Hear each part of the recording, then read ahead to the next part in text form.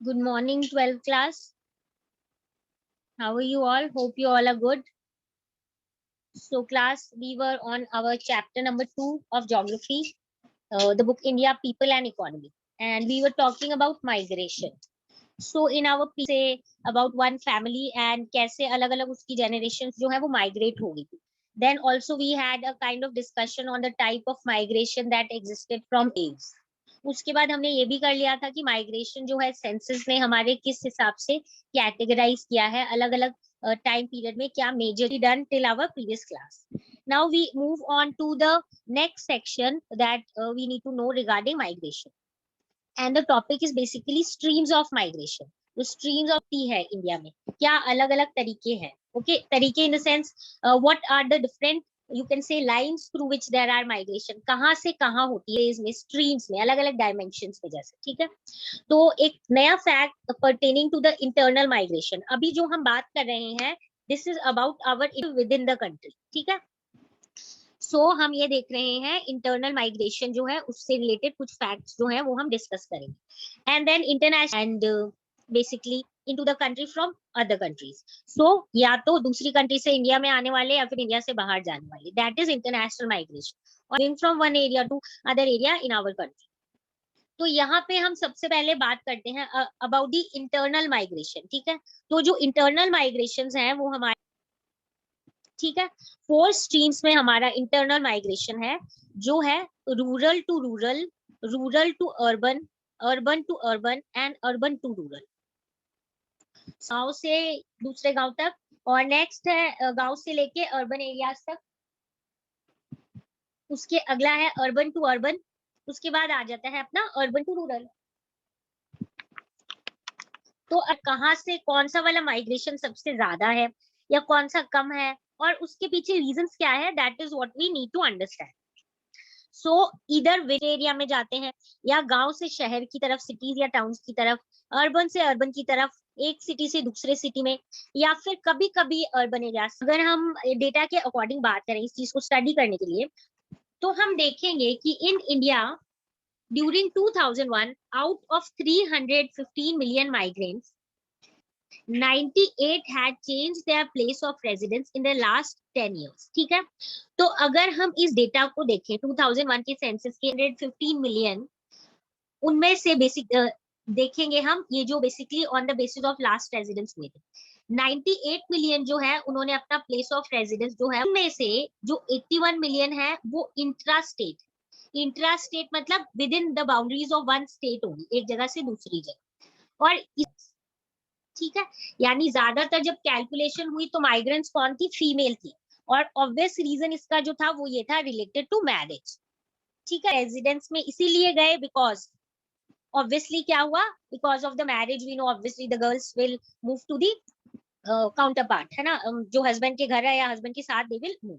सो है this is in terms of female migrants related to marriage. ये हमारी total जो हमने कैलकुलेशन की है जो डेटा कलेक्ट किया है उसके अकॉर्डिंग. अब हम देखते हैं distribution of intra state and inter state migration. तो हम एक कंपैरिजन कर लेते हैं. तो when we compare this is the table that is given in your book on your page number 17. We will draw some interpretations and we'll draw certain you can say dimensions regarding this and you can just have a look clearly at this table and try to understand. Now clearly हम देखें streams of short distance rural to rural migration in both types of migration. ठीक है चाहे intra state हो चाहे interstate हो दो intra state within state and interstate that is between two states है ना. तो you can clearly see here कि फीमेल की जो हमारा ग्राफ मच हायर चाहे हम इंट्रा स्टेट की बात कर ले चाहे हम क्या कर ले whether we talk about the interstate. ठीक है तो I suppose this through the bar graph. Now again one simple you can say answer to it is because of the marriage. So clearly evident है कि female जो है उनका of migration यहाँ पे हम नोटिस करेंगे कि जो फीमेल माइग्रेशन है वो ज्यादा है एंड बेसिकली थोड़ी नियर बाय एरियाज में होता है या with in state also but ये ऑफ द मैरिजेस. ठीक है okay so now as I said that we need to understand here that की जो विमेन की मूवमेंट है दैट इज, चाहे मूवमेंट ज्यादा होती है because of the marriage purposes. अब अगर हम urban rural to urban stream में देखें तो देखेंगे कि इंटर स्टेट माइग्रेशन जो है वो ज्यादा होता है किसमें, मेल में, because of the economic reasons. ठीक है, सो इकोनॉमिक रीजंस के कारण क्या होगा कि जो हमारा मेल का मूवमेंट है वो ज्यादा। कौन सा है, रूरल टू अर्बन। तो हमें ऑब्वियसली पता है गांव से लोग कहाँ जाते हैं, शहर की तरफ जाते हैं टू फाइंड आउट वर्क, और जनरली जो है वो मेल ही जाती है। ठीक है, so this is okay.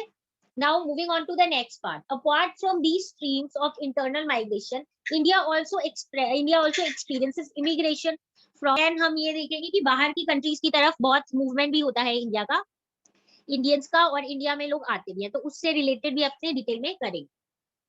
So moving on to you can say regarding the not within the country, यानी हम डोमेस्टिक या जो हमने अभी तक बात की है regarding the migration specifically in terms of internal migration, वो तो है ही, बट हमें पता है moving on to international migration, let us quickly again understand this movement। हमने देखा है बेसिकली वुमेन की जो माइग्रेशन होती है वो मैरिज के कारण होती है, बट समवेयर हमने ये भी देखा है ये कि अर्बन टू अर्बन भी मूवमेंट कैसे होती है, urban to rural, you can clearly see कि समवेयर जो है जो स्ट्रक्चर है उसमें धीरे धीरे क्या हो रहा है, चेंजेस भी आ रहे हैं। ये है रूरल टू अर्बन में मेल की जो है इंटरस्टेट में ज्यादा होती है for finding out more work economic purposes के लिए। बाकी अगर अर्बन टू रीजंस,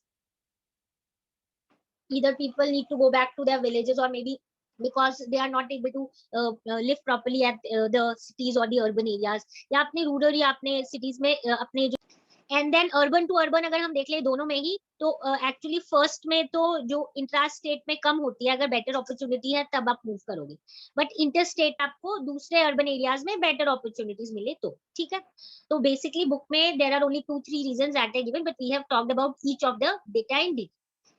अब ये तो हमें इंटरनल माइग्रेशन कैसे, अब हम बात कर लेते हैं अबाउट द यू कैन से इंटरनेशनल माइग्रेशन जो है, और स्पेसिफिकली थोड़ा सा नेबरिंग कंट्री से रिलेटेड हम लोग पढ़ लेते हैं। सो डेटा ऑल्सो कि हमने around we have recorded that more than 5 million people have migrated to India from other countries. ठीक है, यानी कि इंडिया में आए हैं। So in Indian census persons have migrated to India from other countries. ठीक है, आउट ऑफ दीज 96% जो है वो हमारी नेबरिंग कंट्री से आए, सिर्फ 4% है जो बाकी दूर का आए हैं। बांग्लादेश से सबसे पहले 3 मिलियन, पाकिस्तान से 0.9 मिलियन, नेपाल से 0.5, एंड थोड़ा बहुत हमारे जो तिब्बत से, श्रीलंका, इन एरिया के around 6 million refugees from Tibet, Sri Lanka, Bangladesh, Afghanistan, Iran, Myanmar, है ना, इन सब एरिया से भी आए। तो ये है कि अगर हम देखें कि इंडिया में जो मेन इन्फ्लक्स हो रहा है ये है इंडिया में, वो हमारी नेबरिंग कंट्री से ही आ रहे हैं, may be because they find that यहाँ पे बेटर इकोनॉमिक अपॉर्चुनिटीज है, वहां पे अगर थोड़ी अनसेटल्ड सिचुएशन है और यहाँ पे उनको लगता है come to India, somewhere refugees भी हैं इसमें जो बॉर्डर्स क्रॉस करके and as I said better opportunities के लिए आ जाते। तो एज फार एज अगर हम बात, ठीक है, तो यानी कि हमने इमिग्रेशन की बात कर ली है जो इंडिया में आते हैं। अब हम आ रहे हैं talking about emigration. So as far as emigration from India are around 20 million people of Indian diaspora spread across 110 countries. मतलब इंडिया से अगर हम देखें तो बहुत सारे जो लोग हैं वो क्या का, and they are spread to you can say many countries, 20 million people, ठीक है, have gone out of India. And again we know कि ये क्यों है, बिकॉज ऑफ द बेटर, पढ़ ही लिया था, बट अगर हम अभी प्रेजेंट सिनारियो और इन सब के हिसाब से देखें तो बेटर अपॉर्चुनिटीज के लिए people move to the you can say the more develop सही हो। तो ये तो हो गया अपना स्ट्रीम्स ऑफ माइग्रेशन। हमने इंटरनल माइग्रेशन की बात कर ली जिसमें हमने इंटर स्टेट और इंट्रा स्टेट की बात कर ली, और जेंडर, उसके बाद हमने इंटरनेशनल माइग्रेशन भी कर लिया है इन terms of immigration and emigration.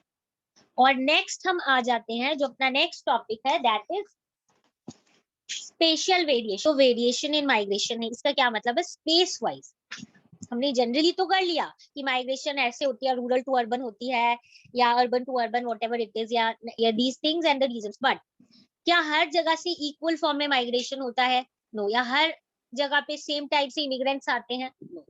तो इन ये जो variation, some states like Maharashtra, Delhi, Gujarat and Haryana attracts migrants from other states such as Uttar Pradesh, Bihar, etc. यानी हम देखिए गुजरात, हरियाणा, यहाँ पे माइग्रेंट्स आते हैं दूसरे स्टेट से। कौन से स्टेट से? उत्तर प्रदेश से और बिहार से। और बाकी आशा, अगर मैं बोलूं, you will be able to notice कि because of better employment opportunities and better economic opportunities, और कहीं कहीं पे उनको लगता है कि इन एरियाज में लिविंग, इसीलिए यहाँ पे ये प्रेफर करते हैं आना। हम अगर देखें, Maharashtra occupied first place in the list with 2.3 million net in migrants. लोग आते हैं बेसिकली मुंबई और उसके अराउंड वाले एरियाज में, उसके बाद दिल्ली में, फिर गुजरात एंड हरियाणा। ठीक है। On the other hand Uttar Pradesh और बिहार जो है वहां से लार्ज स्टेट्स। ठीक है। हमें डेटा के हिसाब से भी प्रूव हो गया है कि महाराष्ट्र, दिल्ली, गुजरात और हरियाणा में लोग आते हैं, यूपी और बिहार से, और यूपी और बिहार में सबसे ज्यादा लोग हैं जो।